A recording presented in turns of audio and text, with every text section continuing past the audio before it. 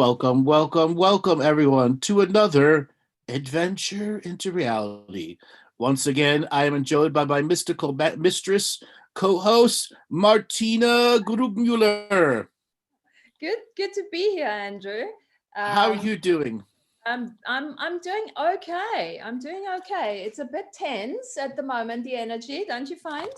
Oh, tense. Just a wee bit. We've got a good third of the United States, 80 million people that are um, unhappy with the election results, and another 80 million people who are happy with the election results. And the one side is gloating, and the other side's going through the 5 stages of grief. Now, the other 80 million people that are left over, they're the ones that are, the brown sheep of the family. And the ones that generally live in the adrenal gland life. And my 6-week online course is called Living the Mystical Life Daily. And its whole purpose is to get you out of adrenal gland living. And earlier in Martina, when I were talking, I'm like, it's those people that are stuck in living the adrenal gland life daily journey. Mediocrity is their point of view. Mediocrity is what they conform and accept to each day. And that's what we want to talk about today, the adrenal gland life and how it truly affects you on your journey to the stars and beyond. So what adrenal glands? We all know about it from Jung's theory. Sympathetic, we know it obviously from Andrew's teaching. Sympathetic, fight, flight, and freeze. That's pretty much the adrenal gland. Now, what did you call it? The other one, Living the mystical life daily. Living the mystical life daily would be the parasympathetic one: rest, digest, and relax. Right. Right. Without a haunted parasympathetic. What? Without a haunted parasympathetic. All too often, the deep, distressing character flaw programs that people have are housed in the parasympathetic. And oftentimes get access to the vagus nerve, which create negative mystical things like a person that will berate themselves the way they look every day in the mirror instead of saying you look good, or a person that will have extreme reactions of anger when people don't acknowledge who they are or what they are. Now, you've just said something very, very important here, okay? You said negative mystical experiences, okay? Yeah. Because so many people, get hung up on mystical experiences being positive. And that's sometimes what bites you in the ass, because you can have a mystical experience. And to give you an example, like you wake up in the morning and you just know you had this dream and you just know you have to do that, right? It happened to me 2 weeks ago. Woke up, I knew I had to do something. It took me 2 days to realize that all I did was it was a negative mystical experience, because it almost felt like it was hard discernment and everything. It was a conclusion, which would have actually thrown me into more karmic retribution than karmic resolution. So look out for the negative mystical experiences. That journey to understanding the positive mystical experience. Yeah. Positive means we are doing something without an expectation of Pavlov's dog's cookie. Negative mystical experience generally have the self-fulfilling Pavlov's dog cookie. Yes, just exactly like we were talking about. If I do this, I'll get the cookie, which justifies the mystical experience. But the journey there was the destructive part. Yeah, but you see, it can come in such a disguise, because it comes like, oh, I have to do this and it's a good thing and I'm a good girl if I do this, and it feels right and all of that. Now, I would suggest, and I did that for 2 days. I worked through that. I asked lots and lots of questions. Is this a conclusion? Is this an opinion? Is this a point of view that I should actually let go? Every time you have something that feels so passionately strong, turn the coin over and have a look and see, is it a misguided conclusion there that just got you trapped? Alan is also saying false synchronicity. Now, misguided conclusions are slightly different than false synchronicities. False synchronicities can be externally set up through the system that is using prediction models to trap you into a system of repetition, like voting for a certain person, the type of news channels and informations that you receive, and the types of advertisings that hit you over and over and over again. And then after 9 days later, like suddenly, I think I need bagged food in my house, because they kept promoting to you there's prepper food that is available, or whatever the passive background which is programming you at the parasympathetic level. Exactly. So that's already number one to look out for. And the tool is really to just always look at it again. Is it a conclusion? And you can destroy it, you can let it go, you can, even if it feels particularly exciting and everything, and then see if it still sticks, if it's still there, you know? And of course, the other thing is, I think what's coming through so much at the moment, I think for probably lots of people is the dreaming world, isn't it? There's so many dreams that are coming in at the moment that are really have a message. If you are not on the path of mediocrity, if you actually go down the road and say the next day, I'm writing it down, I'm channeling it, you know, and start looking at what is this? What do I do with that? Right. That choice to do exactly what you said is an ongoing set of choices that requires non-mystical courage and non-mystical commitment. Now, you and I talk about commitment and courage not being mystical experiences. They talk about being choices. And when one has a powerful dream and they don't have the commitment and courage to back it up, and the dream fades, whose fault is that? Yep. Okay. If you had this all-inspiring, God came down to you and delivered something to your heart, and you opened to the universe, but you can't remember it the next goddamn day because you didn't use courage and discipline to write it down, you weren't meant for that experience to go on. And you know what? It does take courage. It does take discipline, because I often sometimes wake up and think, oh shit, no, I can't. Just a couple of bits, pieces and things like that. It doesn't matter. Even if it's just the energetics, if you just feel what did that feel like now? Yeah. And just write down bits and pieces, because throughout the day, it will come back. And when it does come back, you can actually continue with the dream. So I had a dream, just to give you an example, I had a dream which was slightly disconcerting. At the time, I woke up, I didn't feel very good.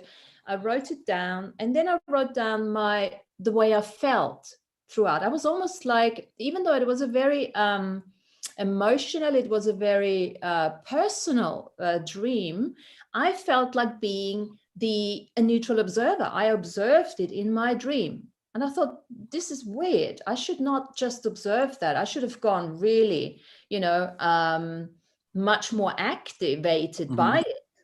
And then I realized, as I worked through it the next day, I realized that it had something to do with the bloodline, with the female bloodline, with the DNA lineage. And what this whole dream, at the end of the day, what I worked out for myself, it was women in my lineage not having their needs met. And it came in the most convoluted ways, the way it showed itself. But that was the thing that came through. So that journey, I'm getting some kind of echo. Robert, is somebody else's mic open? No, it doesn't look like it. Anyway, the echo's gone. So you and I, before the show, talked about this. When you have a long-term journey of needs not being met at the lifetime to lifetime or the general soul family level, it's like the soul family bank is gypping you, or you're the one that's end up holding the bill lifetime after lifetime after lifetime. Even if you're in this soul family one lifetime, you're in another soul family another time, but the generality is you're the one that's left holding the bill. The experience does not balance out, and you end up holding the bill over and over and over again, accepting the ancestral debt to the point where you have a lifetime going, why is everyone else's emergencies more important than mine? So what you're talking about here is ancestral karma, right? Yep. And that's the one thing that we need to start in that journey now, in that journey, living the mystical life daily, understanding our celestial mediumship journey better, the journey back to the stars. This is part of what we need to revisit. We've done it before, we talked about it before. So let's look at this ancestral karma, because you just said it, you said something. If somebody dies, let's start very simple. Somebody dies in your family, there's always one who takes on the debt, right? You can't cookie cutter it to that, but somebody usually takes on the majority of the debt. Somebody takes on 51%, somebody may take on 49%. But then again, you might have had somebody that they vilely hated each other and the all goes to them. So like I said, somebody will take on the debt. It's not generally one though. So, and what that dream showed me was to start looking outside of myself. Even it's a bit like, think about it, the fog is lifting. We know that the energies are changing. The fog is lifting. Now, as the fog is lifting, you have places and spaces that you had cleaned before, and there's dust settling back on again, which you can, obviously clean. Then there are places which are not that clean, old stuff coming up. And then all of a sudden you look, fog's lifted, and there's a pile of shit. Where the hell did that come from, right? And there's no dog to blame it on. There's no dog to blame it on, and you don't actually, it's almost like that energy of like, what is that? And then you start realizing this actually is ancestral karma. That's my shit in the corner. Thank you, Sean. That's my shit, and I got to clean it up. Yeah. So, but there's almost a disconnect to it. It doesn't throw you into adrenal gland, interestingly enough, but it's still your shit, right?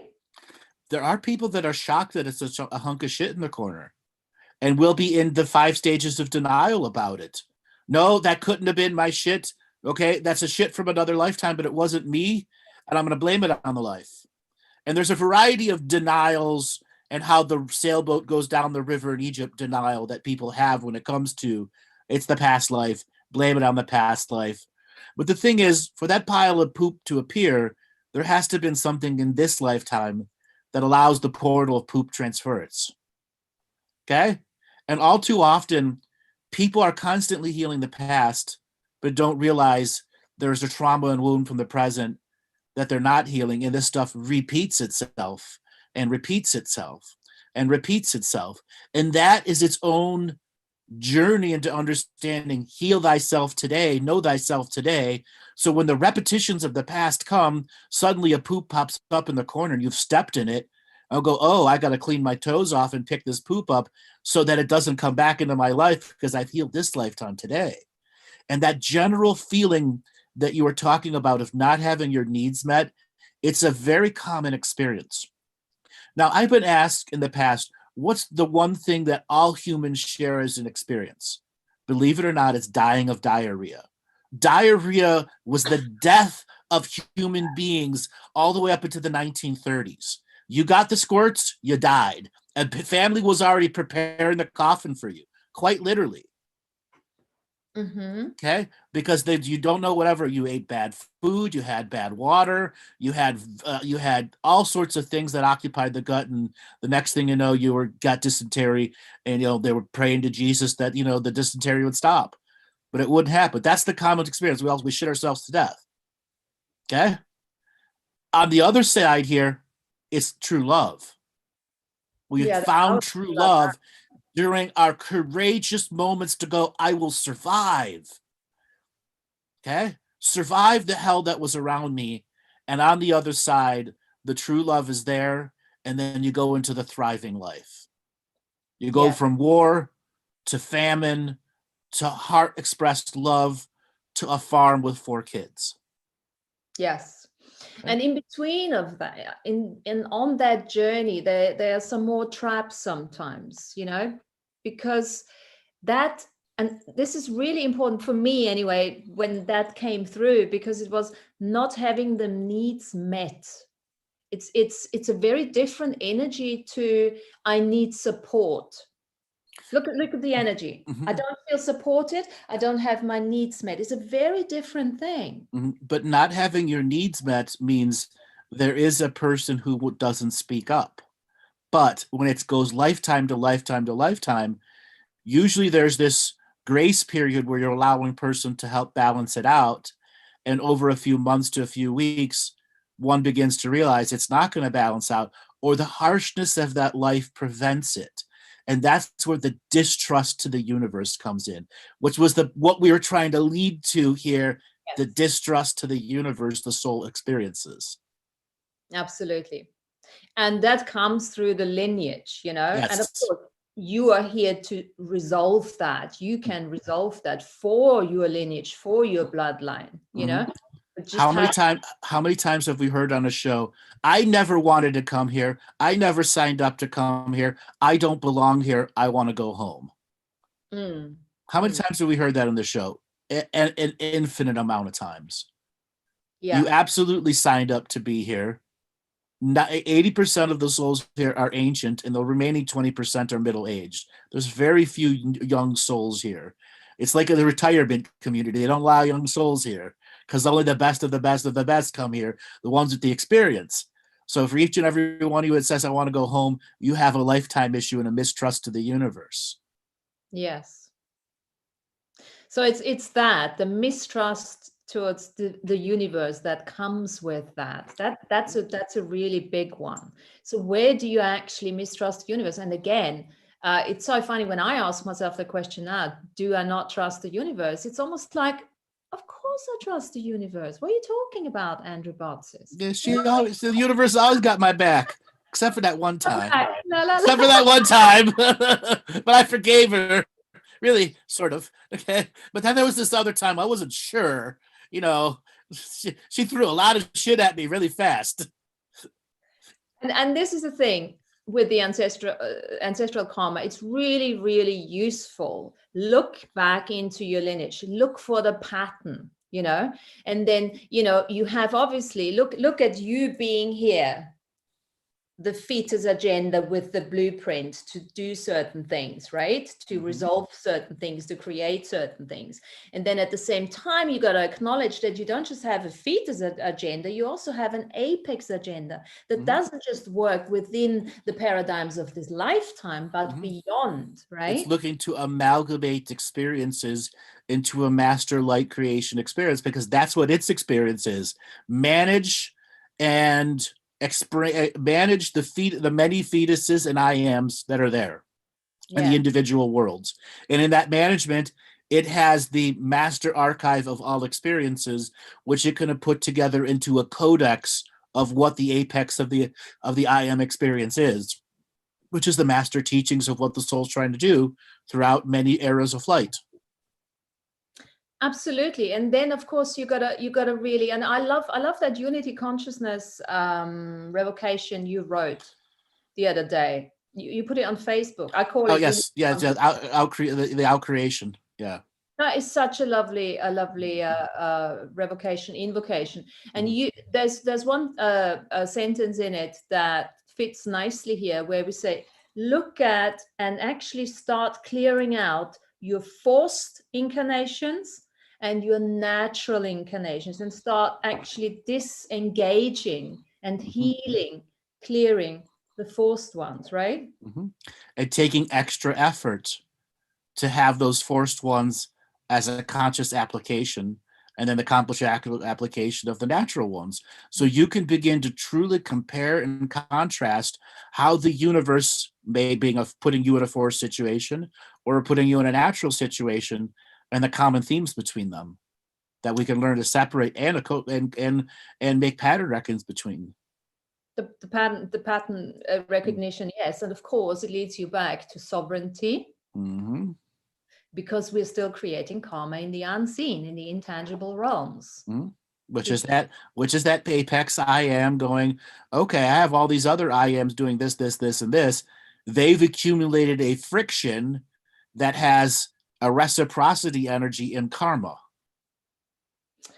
Could we also say that when we talk about the universe is, you know, not trusting the universe, that would probably be, you know, the selves of you being in opposition, right? Fighting each other.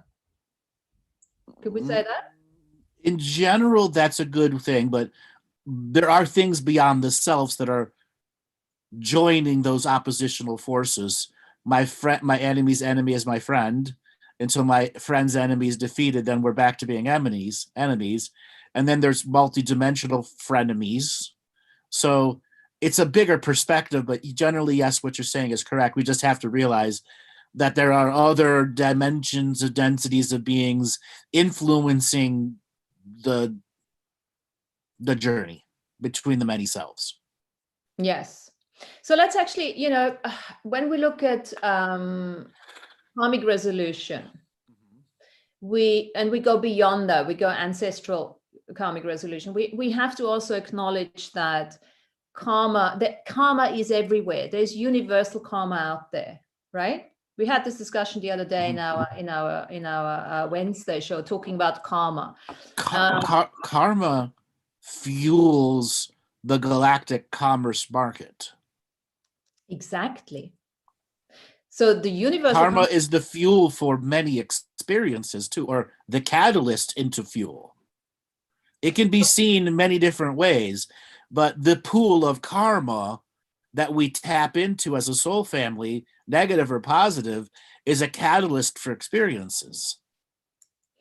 It is a catalyst for experiences, yes. And we also need to start acknowledging that this whole DNA farming situation, right, like millions of years back, is all part of that. So we are actually...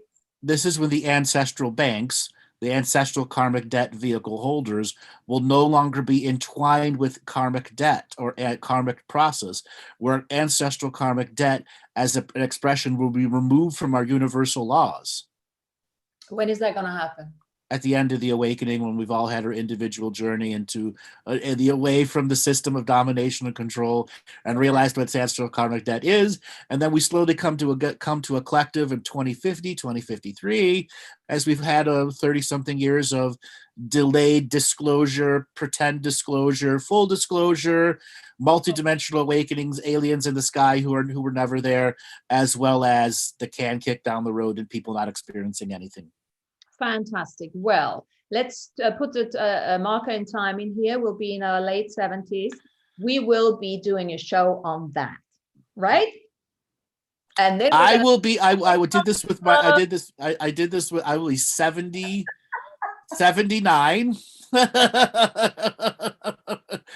I will be 79 at that time. I will be sitting there and we'll be saying, we told you so, and we made it, we did it. But the thing is, we will have plenty of I told you shows before that. Yeah. But there'll be such a powerful Mandela effect, countering positive and negative Mandela effects, countering the awakening to make us forget it, and then having a counter awakening to make us forget the countering, until such a time where people are like, didn't we have the awakening like 20 times already? And then the system be like, fuck, how do we erase it again? But this is the thing, with that karmic DNA farming and all of that, and the false gods. We mustn't think for one moment that just because we can't see them, they are all up astral beings and they're all happy goody two shoes. Because no, they're not. Exactly. I was saying the other day, it's the global narrative as we know it is only 300 years old, right?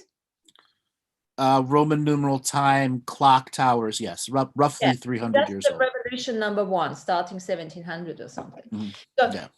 But how much more of that karmic shit has been going on from the very beginning, and that's the universal karma we're actually needing to start looking at it, right? Absolutely. And how it affects you today. Exactly. So that as you make the journey in observance with a time perspective, you can start giving a stamp of, I get it here, I get it here. What is the grand leap of logic that I have to make to 1 million years ago? The theme just repeats itself from a different perspective. Absolutely. And it just applies to the environment you're in, basically. Yeah, right. But it allows you a logical reverse prediction. Yes, exactly. Yeah. But we've been in this from the very beginning. Right? We've been part of this from the very beginning. Well, technically, but you don't remember. No, of course we don't. You don't remember, and sometimes the memory has been wiped so perfectly that it will take a Mandela effect to realign the 20% DNA rungs to have access to the game. That's why there are forgotten worlds, and that's why the Mandela effect revocation is so unique, where it realigns so many people, where they get access to a tree of information that's been foreign to them, where it's called race amnesia. Yes. But having said that, just the acknowledgement of that just puts the bar up here, right? And for some people, they might find it too boring just to look at their little bit. If you start thinking on that expanded sort of plane, then it gets really interesting, right? Yeah. The universe is not working against me; it's working for me. Exactly. That's the pattern recognition, the bigger, greater pattern recognition. No, the universe is not working against me. It's working for me. And all I got to do is see how it's working for me so I don't stub my toe on the wall going, it's not working for me. Yeah. And then really just say, oh, so what happened 19 million years ago? And all this time, the DNA farming going really rampant and all of that. And then just looking at that, as a fact, if you want to look at it from that perspective, take the mystery out of it and then start realizing, oh my God, it might actually start triggering you on a DNA level. Yes. And it may trigger you to such a point going, I'm having a mystical experience. And then background, what am I responsible now for? Exactly. And it puts everything into perspective and it makes it more exciting, because to be honest, I get it. It's boring to talk about self-healing and how much more can we do, because you're not going to really, you shut down. I've done so much now. But when you expand, your horizon, and you actually start realizing, wow, this is what we're dealing with here, then it gets exciting again. So I want to give a metaphor that people can understand. If you are generally non-athletic and you want to go and do an athletic sports, let's say double A baseball, which is not the highest level baseball, it's professional level baseball. If you've never hit a baseball before, you just can't go out to the triple A team and go, I want to strike, I want to do strikes. Spirituality is the same thing. And we may sound like we're harping on self-mastery all the time, but ultimately it is the gateway to having any experience. Your soul in the universe might be giving you some of these metaphorical carrot and stick cookie and Pavlov's dog cookie so that you enter self-mastery on your own. And people come to me all the time going, I've had these wonderful dreams and experiences, but I have no daily practice. I'm really pretend about being spiritual. And if they actually put any real effort into a daily practice, the dreams and stuff that they would have would be greatly unfolded into even more experiences. But they're stuck by not accepting self-mastery as the responsibility to the self. Well, this is very much what you're talking about now, is actually when you talk about using the mystical experiences as gratification and not fulfillment. I mean, exactly. It's two different words, completely two different energies. Okay. Two different energies. Right. And somebody that's got me on a side note, don't be Allen Iverson. Allen was a street ball player that kicked the shit out of everyone. Okay. He still played every day. He still learned how to dunk on people and how to do it. And it's not like the 60-year-old grandma that's in the corner in the chat room over there is gonna go and dunk on Allen Iverson. Okay. Yeah. You imagine Martina coming down the court and dunking on Allen Iverson. Okay? It's not gonna happen. I kick the shit out of him. I can do that. Exactly. Believe. Believe. Okay? Believe. No suspension of disbelief. No. Not going for that. But then again, it's like simplicity is the ultimate sophistication. Absolutely. And this is why we're going to keep on talking about this again and again and Self-healing, self-mastery, self-nurturing, self-discovery. We're just gonna Those are your daily mantras to wake up. How am I self-healing? How am I self-nurturing? How am I at self-mastery? How am I in self-discovery? Instead of, man, I should do something today. I don't know. I'm going to beat myself up. Oh, God, I ate too much today. I'm going to just watch TV and Netflix instead of doing anything real. Living the sheeple life. And it's okay to have a day or two like that too. You know, you Sure. gotta get Sometimes we just got to be a part of the herd. You don't, and it's really, really important not to hold on. This is part of the celestial medium journey, where you actually start understanding that the mystical experience, yes, you download it, you unpack it and all of that, you manifest with it, and then you let it go. Right. It's a bit like ceremony. Absolutely like ceremony. You make it ceremonious, and then you shut down, and then you have a beer, you talk some shit, that type of stuff, you know. It's really, really important. But that's celestial mediumship at the same time, living the finite and the infinite life simultaneously, right? Right. As a journey of choice. As a journey of choice, yes. And in that journey of choice encompasses the infinite and the finite as a balanced process of making pattern recognitions between the infinite and the finite, the infinite, so that we can create such a unique experience that has the journey of the celestial medium to it, where you're working in so many realms using pattern recognition, so that the paving stones that are 4, 5, 6 steps ahead of you have a precognitive workforce paving the road ahead of you.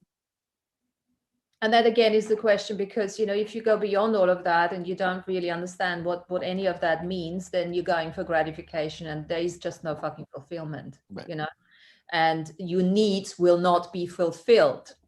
Mm-hmm. And then you will question the universe. Then you question the universe and everyone around you, you know, and your bloodline. But no, there's something to that too, you know, and that's the exploration.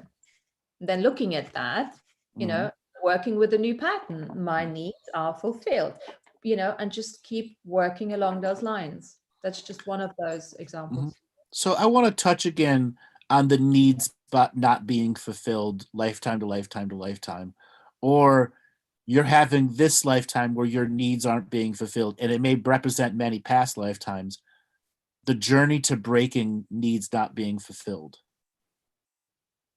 The journey to breaking, well, it's choice. We talked about that before. But number one, and I love those 5 stages of grief. You know, because you can actually, you know, use them for bloody everything. Absolutely. Number 1, denial. First of all, are you in denial that your needs are not met? And don't misidentify it with support. Don't look at what's around you, how much you've accumulated. It's got fuck all to do with that. You know, it's all about joy. It's all about creating that dharmic path, you know, like joyful, creative purpose, you know, getting from karma into that dharmic path. So denial, number 1. You know, acknowledge what Robert, can you put up the 5 stages of grief graph? Yeah, let me get it real quick. Okay. So there's the second one was anger. Yeah. Lashing out, getting angry, and that's okay too. It's just an emotion to look at. But the question is then, you know, are you actually acknowledging what needs to be fulfilled that is not fulfilled, that actually makes you angry?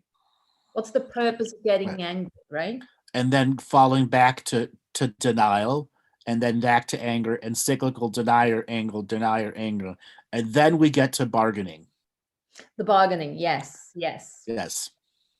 I could have done this, and I should have done that, and you know, this and that. The should haves, the could haves, the becauses. Get fucking rid of those. The could have, should haves, would haves. Yes. Okay. And then we usually go back to shock and denial, lashing out at ourselves for bargaining, and then we go, man, I'm not doing well. And you don't bargain with yourself anymore. And you go back to, I'm really not doing well. And that sadness and depression sets in. And you have so much sadness, depression, you can't even lash out at anyone. Yes. And every single emotion that we just mentioned here needs to be acknowledged. Don't beat yourself up. Don't judge it. Just acknowledge it for what it is. Breathe through it. Mm-hmm.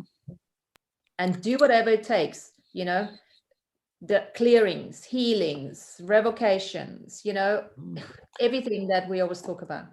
That journey into acceptance isn't instant gratification. And that's the difference between an instant gratification, self-fulfilling energy that is the Pavlov's dog giving itself its own cookie. Acceptance isn't you giving yourself the cookie. Acceptance is not giving yourself the cookie. In the Pavlov's dog situation. Okay, acceptance allowing us to know is what we can change it and we create anew. Versus, I'm going to give myself this experience as an expectation, fell through with the expectation, and never be opened up to the greater journey of what sadness, loss, depression, bargaining, anger, frustration, shock, and denial mean, because we didn't go through the stages of grief. Yes. And only when we go through the stages of grief, we can actually grow. There's no growth without grief. Okay, that actually sounds good. There's no growth without grief. That's right. Grief and growth hand in hand. And you know, grief, there's nothing wrong with grief. It sometimes, you know, if you lose a loved one, of course, that's exactly what you need to go through those in order to grow, in order to let them go. Mm-hmm. And at some stage, there's this word acceptance, you know. Mm-hmm. At some stage, you can take that acceptance and turn it into allowance, which is a slightly different energy. When you really let go of all the expectations, all the projections, when you start acknowledging and recognizing that, yes, we do create our lives. Everything we do, we create for a reason, even if we can't remember it. Everything is for the purpose of growth. Then you can go into allowance and actually just sit back, become that neutral observer and say, okay, whatever the fuck happens, it's okay. Not only is it okay, I have given myself this experience so I can discover courage, commitment, and discipline. And then you can also be in allowance, acceptance, if you want to call it that, but allowance, what other people are choosing, no matter how weird and wacky it seems to you. Right. That allowance puts black spots on the sheep, you as the sheep. And suddenly you're the black sheep in the family. And you get to evolve into the lone wolf who can run ahead of the pack of conformists and go and see ya, suckers. On that journey to the stars and beyond. Yes. And be aware of falling into any form of definition and significance around being that black sheep, yes, or the lonely wolf. You don't identify with that either, because you're not always that. You're much more than that. Absolutely right. But there are times that people need to be the black sheep to accept nonconformity. And then they will have the 5 stages of grief of going, I'm not the black sheep no more. I'm the wolf. Roar, hear me howl. And then, oh, I'm not the wolf. I'm the celestial medium. Man, I wasted a lot of time being that black sheep and that wolf. I did a lot of forgiving myself versus just understanding that those are metaphorical terminologies to help you identify without instant gratification the humps in the journey. Yeah. And you know, no matter how many humps, don't fall into the trap of the rebel. The rebel is not. That rebel wants you to get on top of that sheeple and ride the sheeple, or ride the black sheep, or ride the wolf. And that rebel thing, that energy works for a certain period of time until it doesn't anymore. When you enter for certain types of karmic resolution that one cannot break out of, and they create the rebel to help them break that cycle. Yes, and that's absolutely fine. It works perfectly well until it doesn't anymore, and the rebel turns into a fucking little demon, and you know, program, and then you need to let that rebel go too. Right. You know, after the rebellion, there's no need for rebels. Exactly. Okay. And after you've won the rebellion, there's no need for rebels. And that gets us back into beyond the adrenal gland living. That's right. Living the mystical life instead of living the adrenal gland life. Whereas I'm stuck in fight, flight, or freeze, and that's the majority of my experience. Oh my God, I don't have to choose fight, flight, or freeze. I can choose love first. Oh my God, what a change in experience. Exactly. And this is where we then come out of, we did a show last year on this, where we come out of the chemical memories. Yep. And we go into the light memories that are always there for you to call upon, those light imprints that are not even stored anymore in the bodies, right? Exactly. Because it's the chemical memories that are stored in our bodies. And I remember you saying they should be stored in the skeletal system, but they're actually not even stored there. They're stored in our fascia. They keep us like, oh, this and that. We need to let all of that go. And that journey to letting it go has to have layers of acceptance to it. Maybe we should come up with the 5 layers of acceptance instead of the 5 layers of grief. The 5 things that you're going to do with the journey to accepting. Well, that's an easy one. No? Okay, let's try it. Let's try it. Let's just try it. This is like a little off the track, but it could be fun. Acceptance. So no, okay, so is that too high? If we say self-healing, self-mastery, is that too big? Is that too high? It's too vague. So acceptance, yeah? The first thing is really not allowing deluding. Acknowledging what is the first one. Yeah. What is the delusion? So acknowledge what is. What is the illusion or delusion, and what is the truth? There's also an element of acknowledging the emotion, right?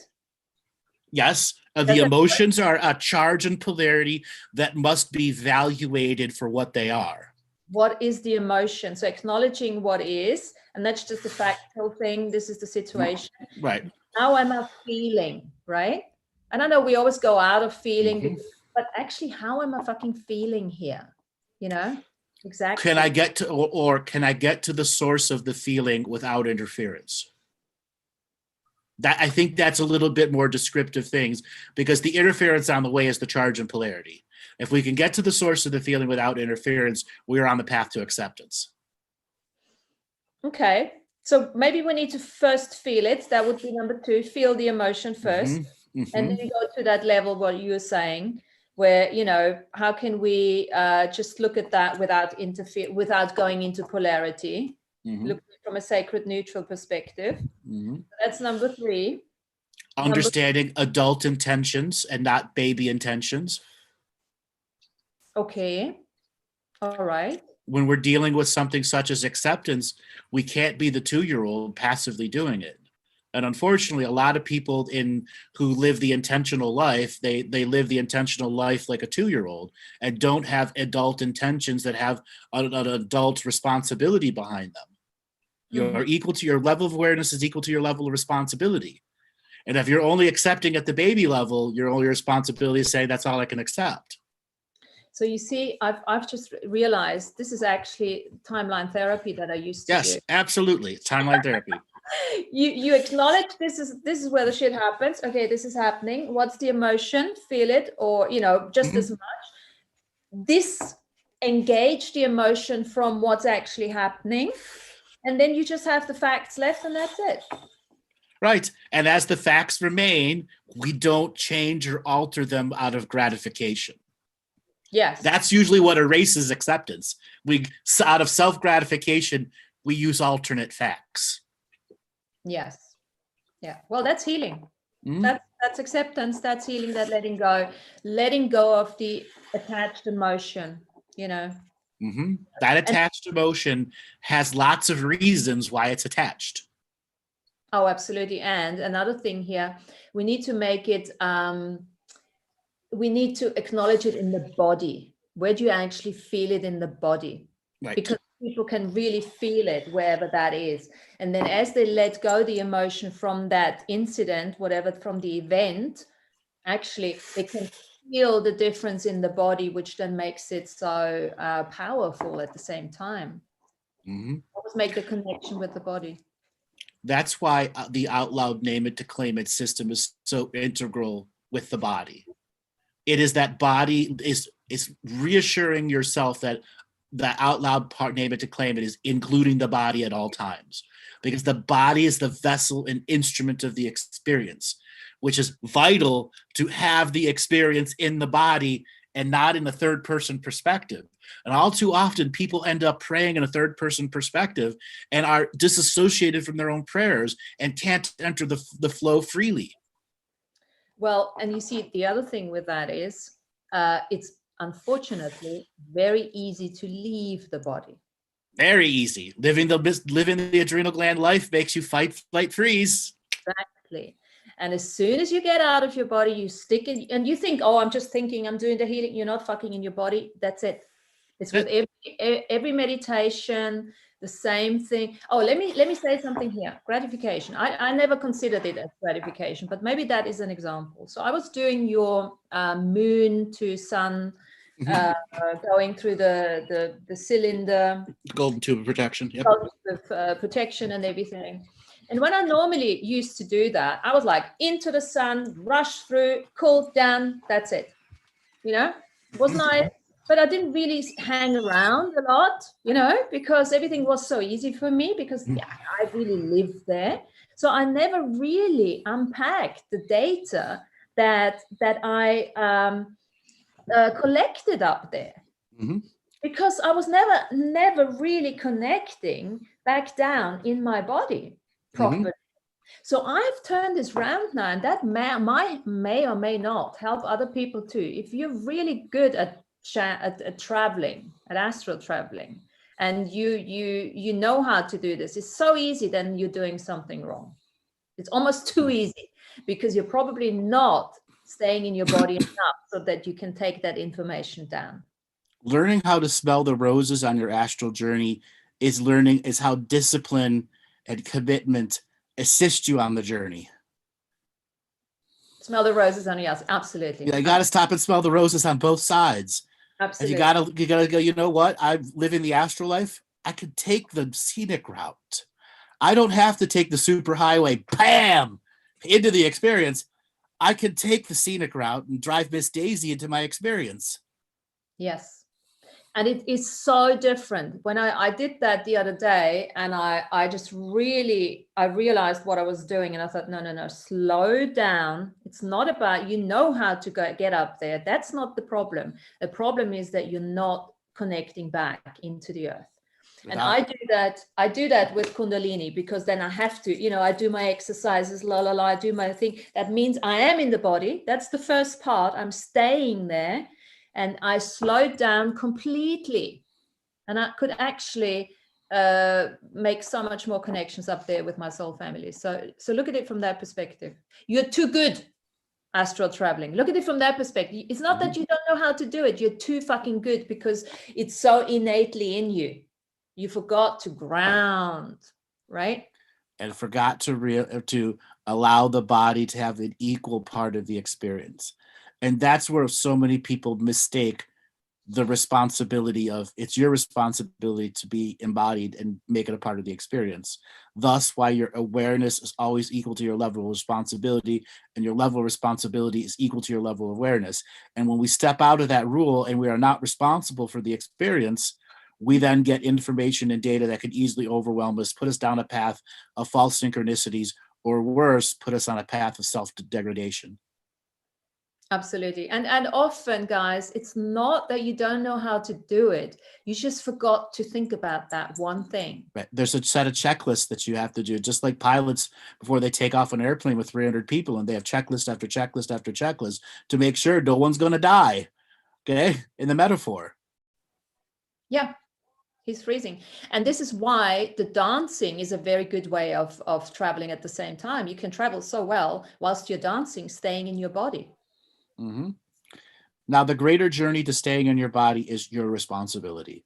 Thus, why all of the different tools, tips, and techniques that Martina and I have talked over the last year, and all the different courses that I have out there, so that your daily practice has a variety, such a variety that it can be seen as the buffet of tools, tips, and techniques, the all-you-can-eat buffet of it, so that your experiences help fulfill you. Now, there's another sentence in that unity consciousness invocation, revocation that you've done that I read 3 times. Mm-hmm. For all the people on the red road, something like that. For all the people on the red road who are living blue road lives. Big information in that one. That was so powerful. I should have actually written it down properly because I can't really forget. Mm-hmm. But it was like, whoa, hang on a second. There's so much energy in that one. All the red road people. So do you want to explain again what red road and blue road means? So the red road is I'm alive, I'm in a body, and I'm having an experience.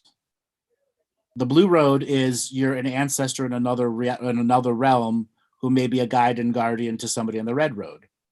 So red road people living blue road lives. They live their majority of their life in the blue road, even though they have red road bodies, and they're not shamanic practitioners. They're just lazy people who aren't using discipline.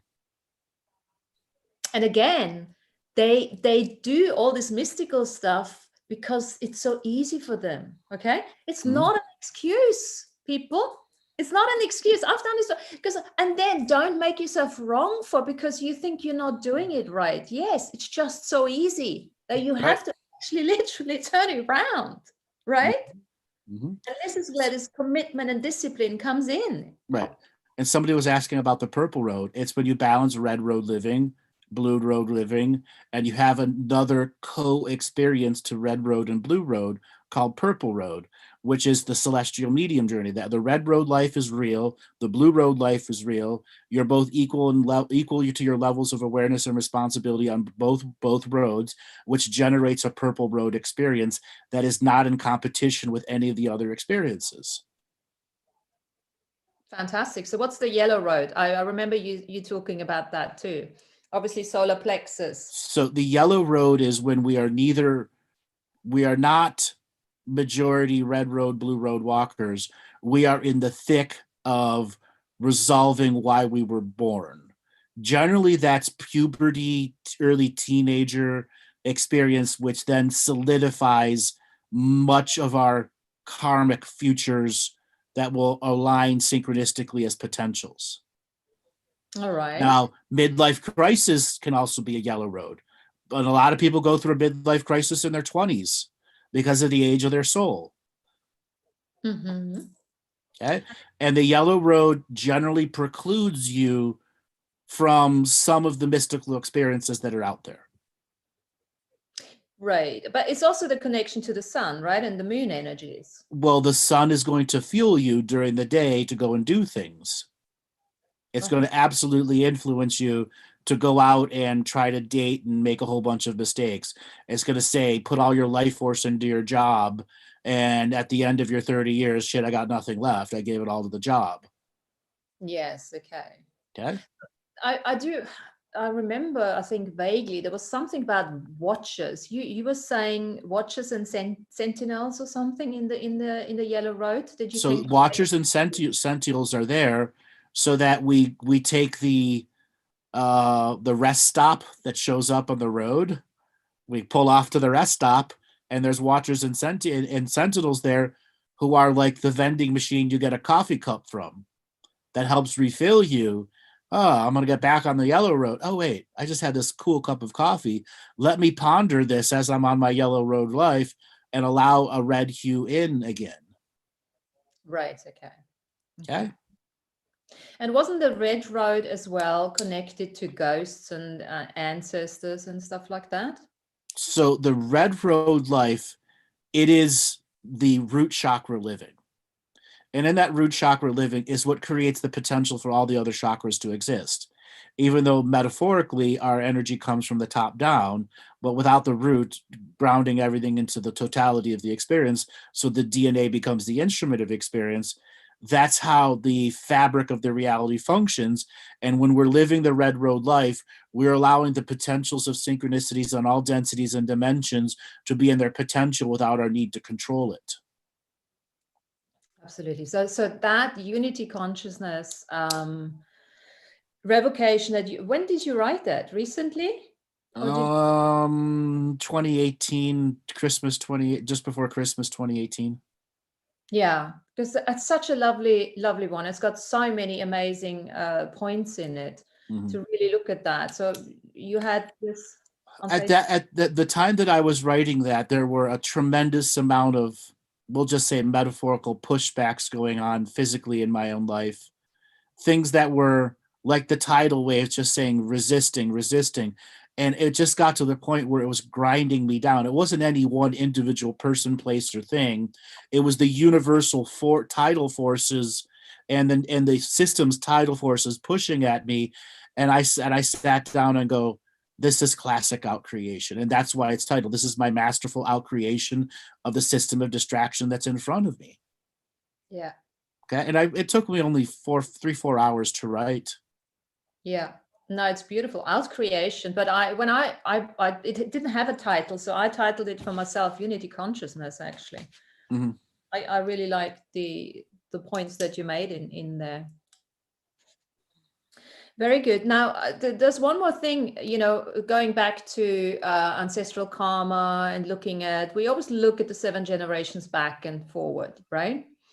And I know we have been going through this before, but maybe do you want to say something on 7? Why do we actually look at the 7 generations and not beyond that?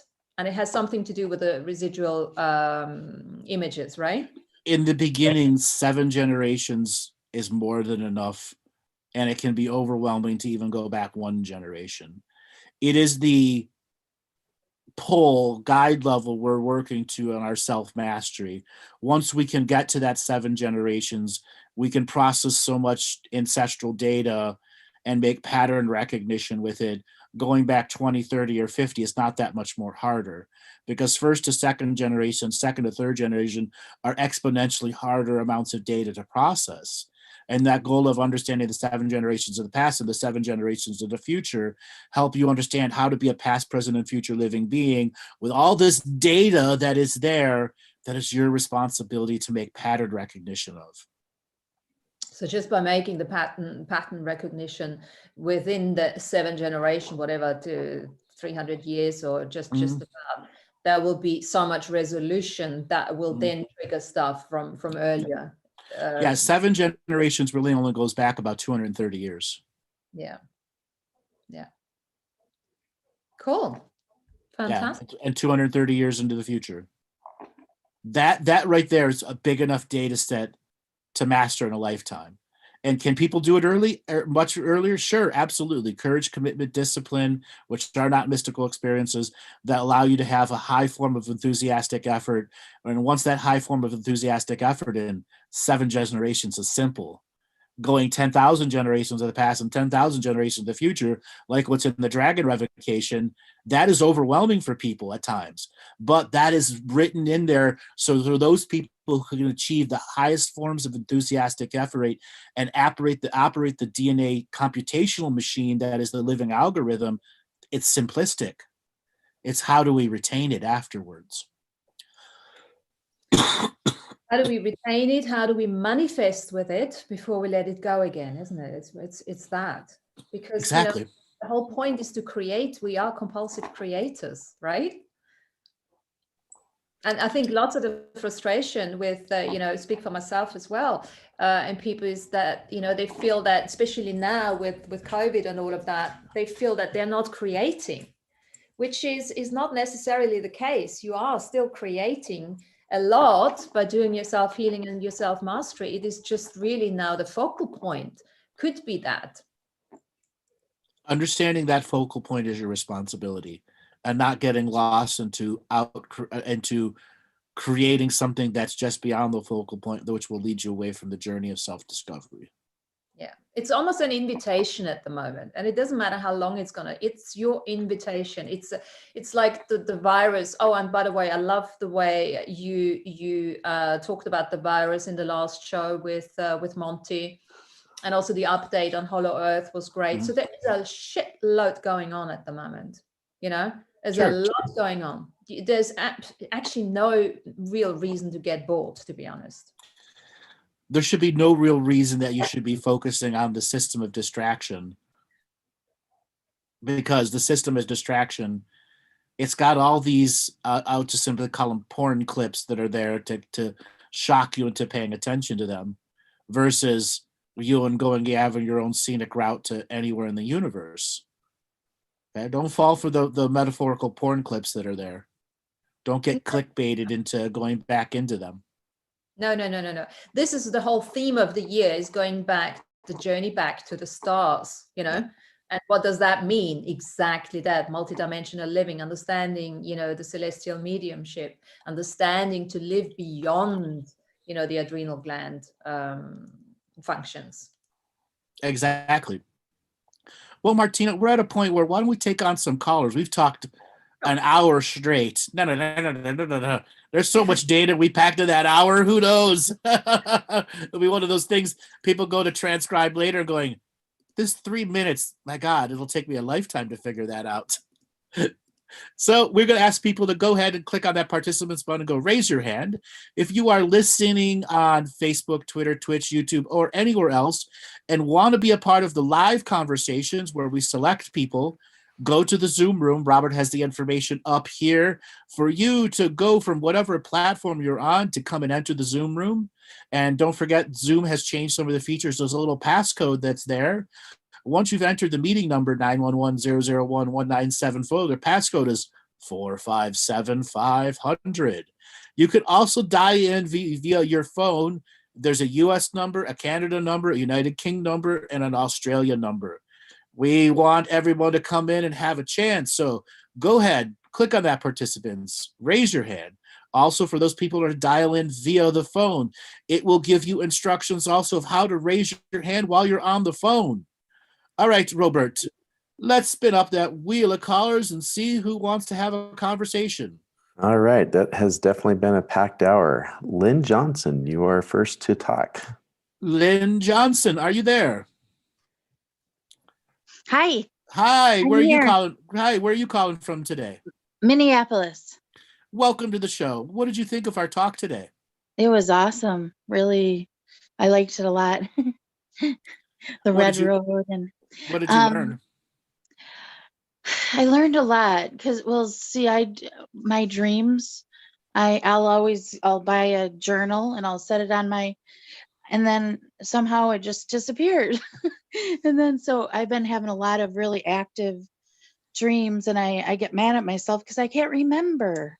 Mm-hmm. Then like within minutes, I have no idea what it was about. And so whose responsibility is it for you to remember them? Me. Okay. I have to write it down right away because it just vanishes. Like my memory goes. It seems like I'm living a different life, like two different lives. But you're not writing it down. Therefore, there's something inside of you that's having a long-term issue with writing it down because you don't believe that could possibly be you in the other world. Yeah. Okay. Right. So the courage is saying that is me in the other world and my dreams are speaking to me. And my responsibility to my awareness now is I must summon the courage that isn't mystical, that in the moment I pick up my damn notebook or use my cell phone to record it out loud. Oh, yeah, that's a good idea. I could do that. I know. Why didn't you realize that before? Because there's a blockage. There's a blockage to it. Just acknowledge it. Acknowledge it. By acknowledging there's a blockage to it, it makes it a lot easier to overcome it. Yeah. Yep, there is a blockage for sure. Because I probably have 15 dream journals around. Okay. Do you ever just read them back to back to back to back, all together, all at once? No, because I forget to do it. Okay. Once again, this is an application for anyone that's got journals out there. Yeah. I have stacks of journals that are 40, 50 journals thick. And every year, sometimes twice a year, I will go and read them in relative chronological order from beginning to end. Wow. That's neat. Why? Because there's such a unique experience every time I go back and read them. And it's my many past selves talking to me, giving me the middle finger, loving me, hating me, all of those mystical Andrews going, hello from the past. Yeah.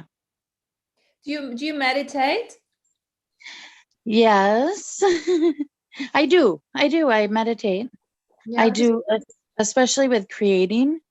I find I meditate when I'll do like flowers or just creative things. Mhm. I find I That's go in. not meditating, darling. Oh, okay. That's posing. Mhm. Okay, so what I was going to say, there's so many different types of meditation. That type of, let's call it journeying. Okay, so let's say, for instance, that you have your dream and you can only remember a couple of things, and then you go into your meditation journey, sort of energy. You can actually use that dream and play with it and take it further and create more with it. Just because you're awake now doesn't mean that, you can take whatever, the other yous have given you and say, okay, well, let me work with that. Let me mold it into something else. What can I learn with it? Maybe that's a motivation for you to start remembering them a bit more. Okay. Yeah. I like that. And then acknowledging meditation is really about achieving silence and having commitment, courage, and discipline inside your mind to maintain silence for 5, 6, 7, 10, 15 minutes. Because in silence, we get to recharge the central processing spiritual unit and make new pattern recognitions and have access to some of our dream space that aren't active, we can't get to because we're stuck in an alpha mind space. Okay. And then there's the guided meditation journey where you're having something speak it to you, the grander experience, somebody else's teaching, somebody else's experience, which at times can create a separation. This is why I tell people to record it in your own voice. So there is no longer the schism and separation. Your own voice is assisting you on that journey. That's why so many people who use the advanced heart meditation or the sanctuary for all souls in their own voice have such powerful experiences ongoing for them. Mm-hmm. Because you can make your own revocation about you not writing down your dreams. Mm-hmm. Will you do it? And let's say you start doing it and you start writing down, what could possibly go on for you? Yeah. And you're right about the silence too. Mm-hmm. I fill my world with non-silence. So I've known that for a long time. And why do you fill your world with non-silence? I don't know. Martina, want to take a stab at that one? Because it's a thing a lot of people have, filling their world with non-silence. Mm-hmm. And Well, even visual non-silence. Whether it's YouTube or even if I don't have music on or talking, I have something visual or. So what is that about? Denial? distraction, I would say. Distraction. It's part of the distraction, isn't it? To keep yourself busy so that you don't have to really necessarily think of what you could be healing. I'm not entirely sure what Andrew is getting. What is it? It's part of the 5 stages of self-grief. The many things that are going wrong in their life. Yeah. Filling yourself with the journey of not having the journey. Full on avoidance. What are you avoiding? By filling yourself all the time with the things that you know will stop you from having the greater experience. I really don't know. And to be honest, there's something else. What can you actually add to your life? I know it sounds a bit oxymoron, but what can you add to your life that is so joyful and so fulfilling for you that you actually can allow yourself those moments of silence?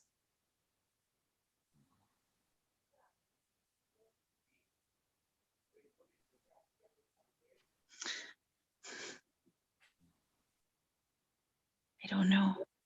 I was going to be doing hypnosis and then I didn't do that either because I'm still working full time. I know that sounds terrible, doesn't it? No, it just means you got to start asking yourself the question with an authoritative voice. because instantly you went into meek, I have no presence voice. Oh. And you're doing it again in that with barely a self-recognition of it. You got to find your voice. Yeah. Okay? Find your voice. All right, Okay. darling. Thanks a lot for calling in. You've been a great caller. Oh, thanks. Thank You're you. welcome. All right, Robert, let's spin up the wheel of callers and see who is next. All right. I'm not sure how to say this, but Halasha Thomas. Halasha, are you there? Hi, Andrew. Hi. How are you doing today? Where are you calling from? Thank you. I'm not Tomas. It's my son's name. I'm from Romania. I'm Tunde. Tunde, welcome to the show. What did you think of today's show? Yes, it's exactly the theme was bothering me. What's on my mind, I mean. Mm-hmm. What's on your mind? Well, I think I did a lot of healing. Part because I was not feeling well physically, but it wasn't just that. And I still have to deal with sometimes hard physical symptoms. And I'm thinking that it doesn't matter how much healing I do. Maybe it won't go away, or maybe it doesn't have a point, or maybe I'm just not fully grounded. I'm sure I'm not fully grounded in this life because I don't if like you're not this. if you're not fully grounded, you're not really healing yourself. You're just pretending.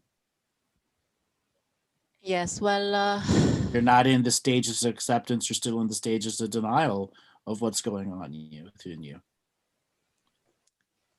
Well, can I have some questions?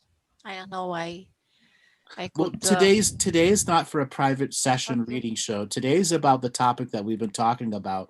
We save the private session stuff for our Thursday shows. Okay.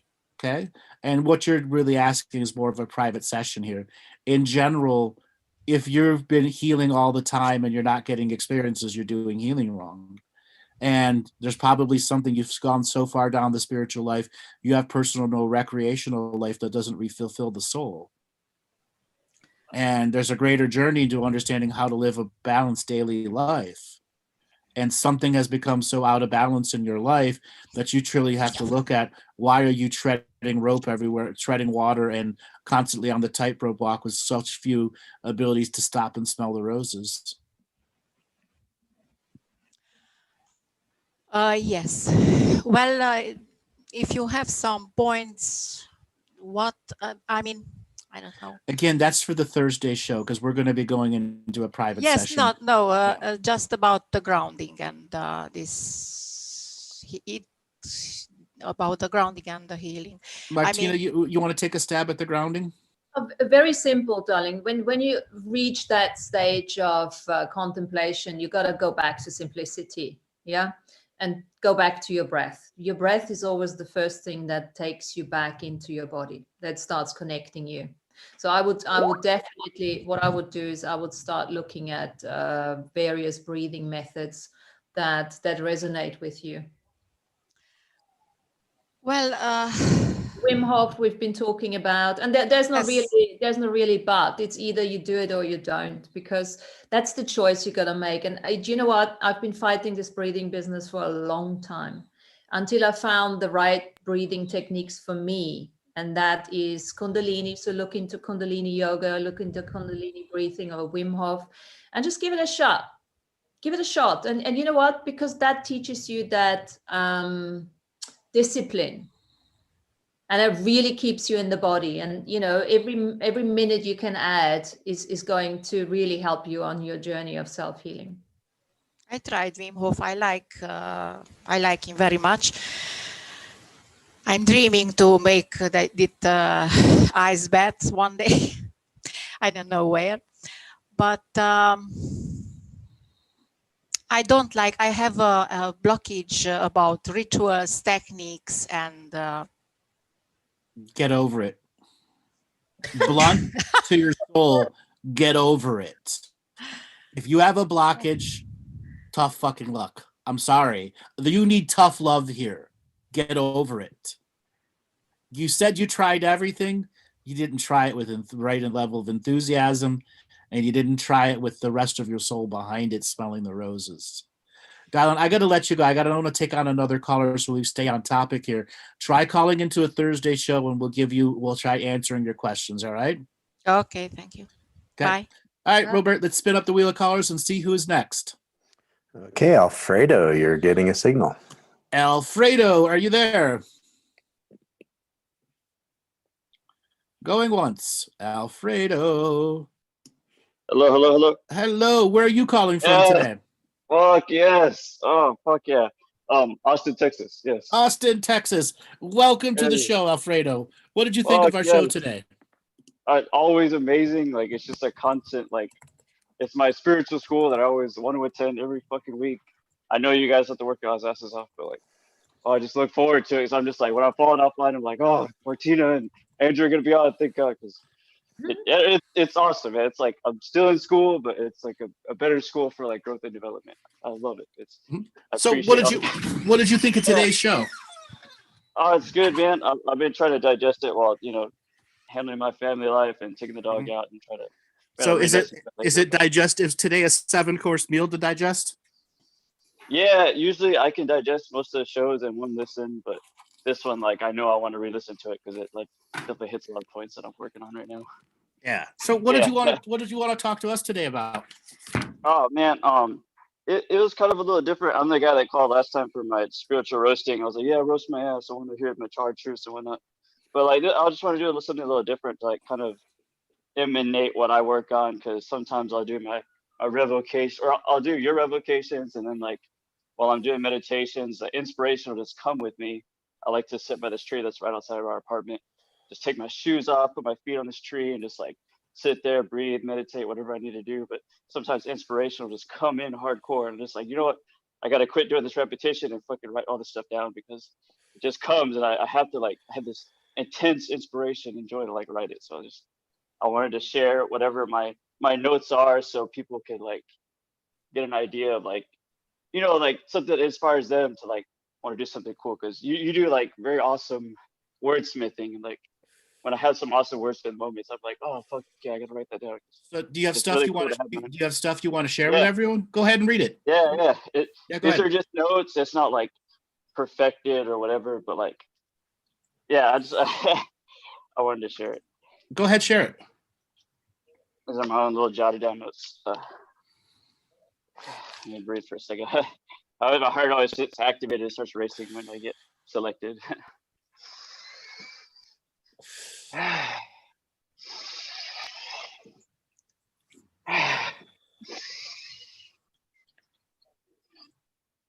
Okay. So I just put a title just a second ago, but it says, I am here now. I am the ever-present moment. Let go of all forms of control. I let go of all expectations, create limitations upon my reality. I let go of all instant gratification dopamine releases, because I am here now, and peace is a choice. I am the universe, and the universe is within me. Everything I need is here now. I can create and I create, transmute and transform, translate and emanate, direct and redirect my flow of energy to reality I want for myself. Fly to the eye of the universe as a superluminal transversing being of peace. Beautiful. Love is the frequency I choose to emanate as a courageous heart lion, roaring the song of self-empowerment to the king of the concrete jungle, the human creation that we created. We created this reality, and we can use our free will choice, and we can uncreate what we no longer want in this reality, moving to a higher density reality that is in balance with our natural co-creative evolution of our soul's purpose and density here in the now. We create from this point forth an existence free of the old way of being, free of any form of control, free of any competition, free of manipulation and stagnation of our growth and development as free will sovereign human beings who will learn and relearn the infinite and universal language and outgrow the system of limitation, this matrix of energy harvesting and reality manipulation through food, water, air, dopamine releases, instant gratifications, entertainments at all levels, and all other ways that limit our ways to keep us in the micro experience. We are the macro experience. We are God creators, and we will take back our crowns as kings of our reality. And that's it. It was just a little story. Beautiful. That's spirit rap right there. This is an example of a person who has distilled the teachings for himself. Bravo. Oh, man. Thank you. Yeah, I was like, what is Andrew gonna think about this? I was like, one of these days I'll call it and just have the balls to like send in my notes, like. Well, today you have the balls. You have succeeded. You get an A+ and a sticker and an apple. Oh, fuck yeah. Oh, thank you, Andrew. I appreciate hearing that from you, because yeah. How hard was it to write that? Oh, it wasn't hard at all, man. Like sometimes when the inspiration and energy is there, my hand and I usually I have my recorder on me. So I bought a bunch of recorders, because you're like, record your voice and do it. And when those high energy moments happen where I'm like super motivated, I mean, it comes with doing the work and getting that spiritual locomotion, like your spiritual wheels turning, because it doesn't just happen just like you said, doing minimal effort. It's like, oh, you have to like consistently be on top of yourself, keep doing the work, keep recording yourself. And then the days when you're low, you can go back and listen to those high vibrational moments. And it's like, oh, I could pull myself out of this shit. Just listen to my own self-empowered. Like, yeah, that's who I am. That's fucking me. Here's a little tip for you. Yeah, tell me. So I know you were a little excited and you read it with power. Go back in a very private moment and read it painfully slow. So each word has the power, the full power of the potential of now in it. Like painfully slow. So you learn, it's almost like Tai Chi with words. The slower, the more control you have over how the words impact your reality. I was curious about that, because the more I read them, the more I'm just like, I'll have moments where I just like speed through them really quick. I'm just like, I feel like I'm not. Don't speed through. It takes away from some of the experience, because after a while you'll realize how your words actually change the reality around you, and how when you reach a certain frequencies, ancestors popped into your frequency going, what are you doing? Oh shit. Interesting. I noticed that, because when I do the work, like there's always things that happen or things that occur. Like that's how I was like, driving south to get some mushrooms, and like I was doing the revocations like on the highway. I don't know if this is probably not recommended, because some lady just like swerved in front of me, got in a huge fucking wreck. I was like, maybe that was me, because I was doing revocations on driving on a fucking highway. But no, people do revocations on the road all the time. I say that you should be not driving and divining. That's like drunk driving. Oh, yeah. But revocations on the road are generally fine, though you shouldn't make it a big habit pattern. It's something that you fill in your blank for your discipline. Yeah, I kind of got that picture. But yeah, you're right. I definitely noticed that when my nervous system's more calm and I can read it slowly, I can. When you learn to read with painfully slow process, that control of power, you realize how a single phrase can impact your reality and shatter some illusions in the background.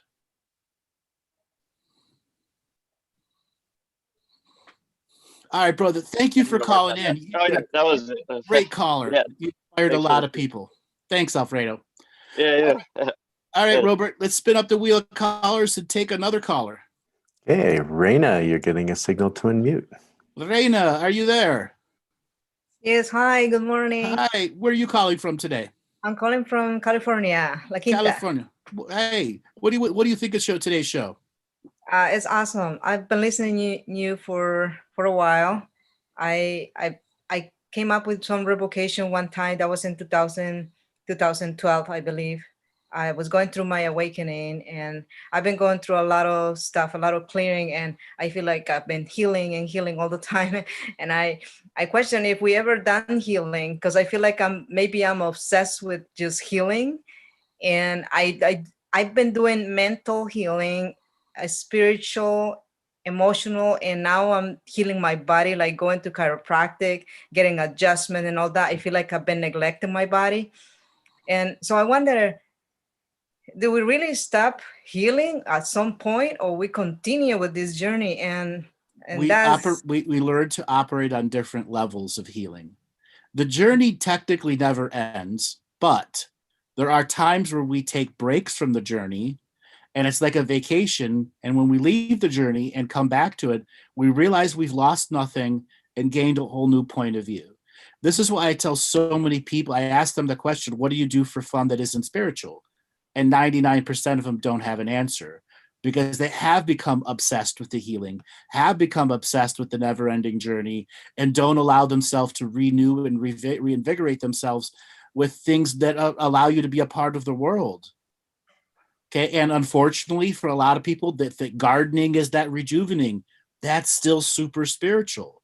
You still got to have something that helps you be a part of the grander world, that is part of the greater experience of a human being that is living here. Okay, tennis can work that. Sports can be that thing. You know, it's also about understanding the camaraderie with human beings and not becoming the hermit practitioner. Okay. Yeah, lately I have been finding out my patterns and relationships. I feel like I have a karmic debt on relationships. So We all do. We all have a karmic debt on relationships. but some The people system, only have karmic lessons. the system doesn't want you to find true love. Because if everyone found true love, there'll be no, I'll be giving the double middle finger to the system.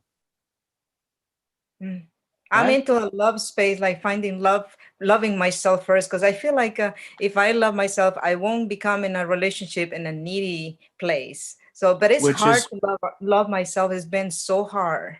why is it so hard to love yourself, though? I don't feel it like when I love Because you someone else. learned how to love others more than yourself. And it's a Right. learned behavioral pattern that can be unlearned and reprogrammed, which is the spiritual work of self-mastery.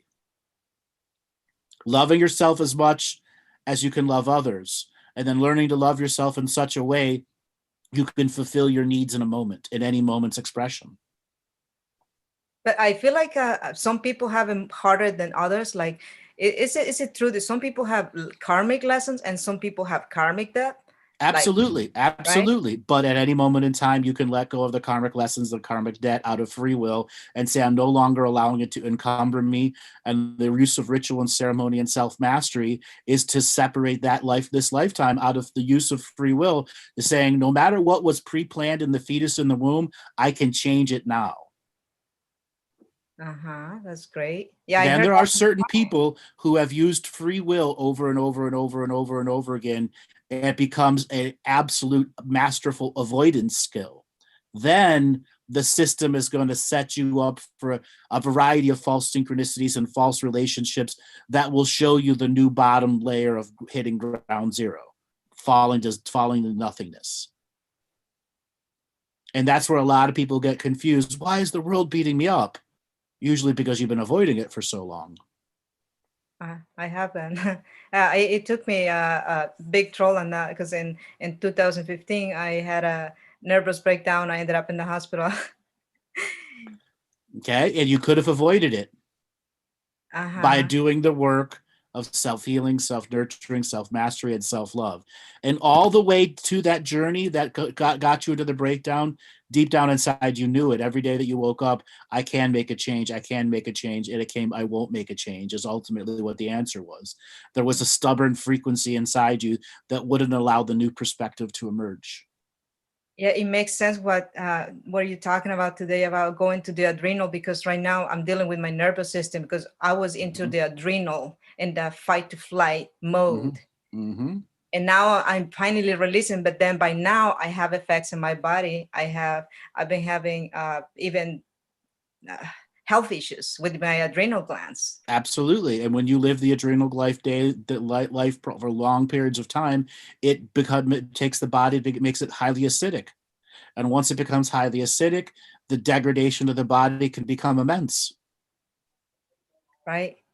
And so that's why I started the alkaline diet, just to get the acidic back. But that's on the human level. But I also work in the emotional level, also recognizing my patterns and forgiving myself. Basically, and it's been hard too to forgive myself. But I'm doing it. Hold on one second. So the journey into getting out of the adrenal gland life for you, you could go back to the last 15 shows that Martina and I have done, and there's all 1,000 tools, tips, and techniques for you there. Martina, you want to add anything to her about getting out of the adrenal life and healing the body? Yeah, the one thing that pops up for me here is really looking at your boundaries and fortifying your boundaries and acknowledging how much you're actually taking on other people in unawareness. So much so that you could almost call it forced receiving. There's so much receiving that you do that there's just no energy, there's no space left to receive yourself. So I would look at that, look at the boundaries and say, okay, so what is mine and what is somebody else's? And do I really need to keep on taking that on? I take a lot. I'm more like a diplomatic person. And so I become a pleaser. Yeah. Because I don't like conflict. And so I give away a lot. And this is a dead end avenue for you. You have to stop doing that, because any healing that you're doing is not even holding, because it gets overwritten by all the forced receiving that you're doing from other people. You got to really step it up now and say, look, this is my life. You know, I don't know yet what loving myself means, but number one is I'm not taking your shit on, and that's it. So fortifying your boundaries, looking at those, I would suggest. Thank you. I also advise you to go back and listen to the Orchestra of Consciousness ones we did last year, and it's been replayed a couple times. It's a 3-part show.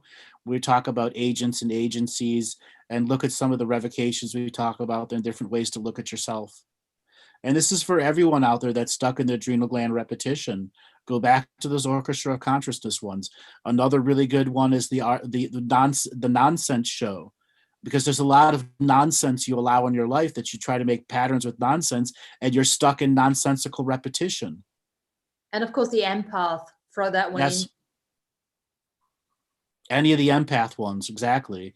And then we talk over and over again, why is everyone else's emergencies more important than yours? And learning to put yourself at your emergencies ahead of everyone else's. But yeah, that's what happened to me. But when I feel like when I don't think about others, I feel like I'm building karma. That's my fear, that I don't want to collect more karma. You can't live in fear. You can't live in fear of karmas that aren't there yet, though. That's self-defeating. And it's a lie anyway. Yeah. That's bullshit. I mean, just where will you learn that from? Just let that go. All right. Makes sense.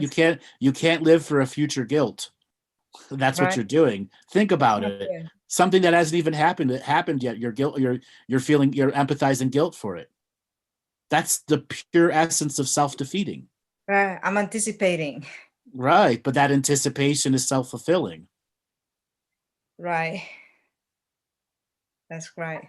And it's going against self-individuation, understanding, your authentic individual you, and that this is actually not a collective awakening, but an individual one. Right. All right, darling. Thanks a lot for calling in. You've been a great teacher for a lot of people. Thank you so much. All right, Martina, we're at the end of the show. Man, another really powerful show, packed full of information. Yes, it was great. I enjoyed it. So you want to give a way for people to get a hold of you? Yes, Syncholistic, www.co.uk. I'm on all the social media, Facebook, Instagram, and whatever else is out there. And then don't forget, we've got on a Wednesday, we've got our Earth Nouveau shows, where we also have free Zooms on a Wednesday, 5 o'clock GMT. And yeah, so it would be lovely to see you there. All right, everybody, you know who I am. You go to my website, andrewbartzis.com. You can find me on Facebook, YouTube, Twitter, Twitch, and anywhere else. We encourage you to take time out of your weekly, daily process and learn how to say, I love myself enough to give myself the greater experience. We will be back, not this coming Thursday, next Thursday with a live call-in show, and then followed by a Friday comedy show.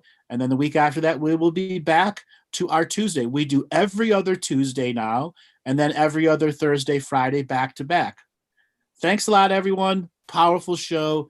Get out there and do the self-healing, self-mastery work. Cheers, guys. Bye.